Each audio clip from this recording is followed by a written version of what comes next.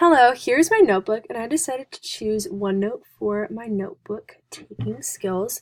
And first, I'll show you one of my most popular notebooks. So this last semester, I used OneNote a lot for my classes, so I'll show you my anthropology notebook. So here it is, I click on it, and I have a couple of notes in here. So I have the most in the final lesson we had, so I can show you a couple. So I have this one.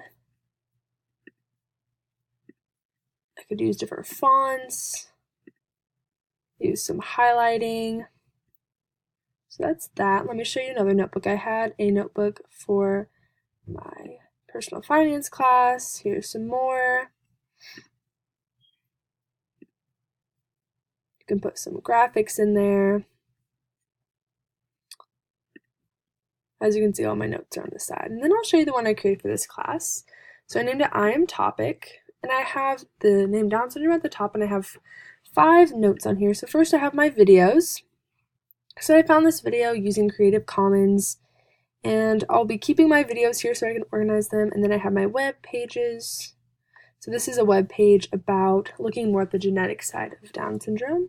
Then I have some pictures that I found on Creative Commons, and then I have some ideas that I have. So some list of ideas, some highlights to remember which ones I really want to do.